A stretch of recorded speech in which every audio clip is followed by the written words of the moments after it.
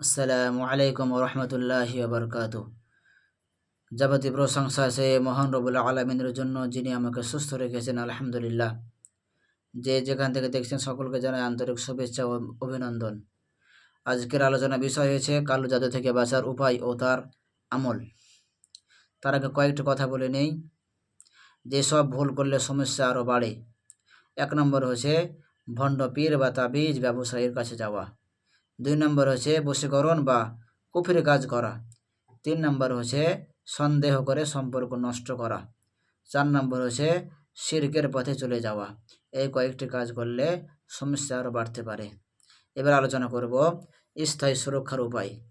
1 নম্বর হচ্ছে 5 ওয়াক্ত নামাজ পড়া। 2 নম্বর হচ্ছে ঘরে কোরআন তিলাওয়াত করা। 3 নম্বর হচ্ছে সকাল সন্ধ্যার জিকির করা। 4 নম্বর হচ্ছে হারাম থেকে দূরে থাকা।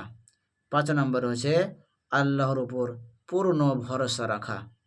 6 নম্বর হচ্ছে অভিজ্ঞ রাখি দ্বারা রুকিয়া করা বা ঝাড়ফুঁক করা। কেন? যারা রাখি তারা কী করে, প্রথমে আপনাকে ডায়াগনোসিস করবে, তারপরে বাকি চিকিৎসা চালিয়ে যাবে। 7 নম্বর হচ্ছে আয়াতুল কুরসি পড়া। আয়াতুল কুরসি পড়ার নিয়ম বলি। প্রথমে 1 নম্বরে হচ্ছে ঘুমানোর আগে একবার এবং প্রত্যেক ফরজ নামাজের পরে একবার করে পড়তে হবে।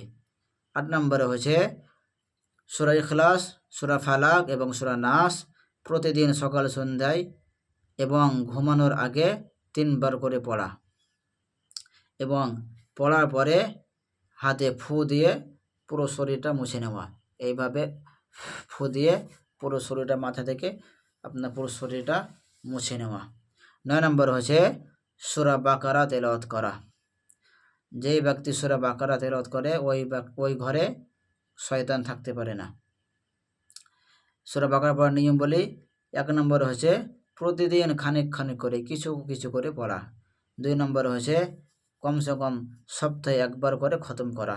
3 নম্বর হচ্ছে সম্ভব হলে প্রতিদিন শেষের 2 আয়াত পড়া।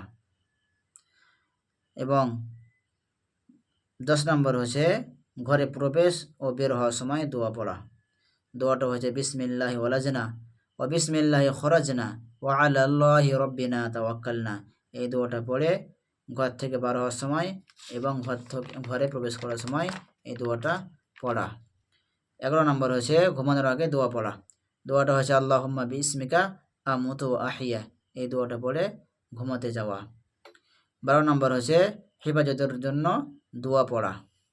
দোয়াটা হচ্ছে আউযু বিকালিমাতিল্লাহি তাম্মাতি মিন শাররি মা খলাক, আউযু বিকালিমাতিল্লাহি তাম্মাতি মিন শাররি মা খলাক, আউযু বিকালিমাতিল্লাহি তাম্মাতি মিন শাররি মা খলাক। এইভাবে 3 বার সকালে এবং সন্ধ্যায় পাঠ করা। 13 নম্বর হচ্ছে বদনজর থেকে বাঁচার জন্য আল্লাহর কাছে দোয়া প্রার্থনা করা। দোয়াটা হচ্ছে আল্লাহুম্মা ইন্নী আসআলুকাল আফওয়া ওয়াল আফিয়াতা ফিদ দুনিয়া ওয়াল আখিরাহ, আল্লাহুম্মা ইন্নী আসআলুকাল আফওয়া ওয়াল আফিয়াতা ফিদ দুনিয়া ওয়াল আখিরাহ।